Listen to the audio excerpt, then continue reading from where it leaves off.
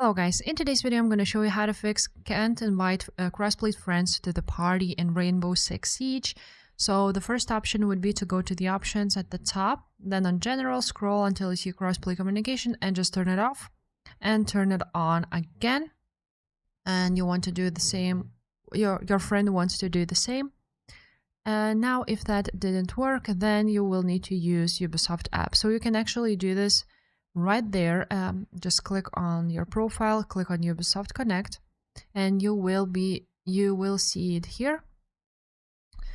Now you will see here game invites, so you just want to go ahead and invite your friend to right there, invite friends, and you will be able to add them through here.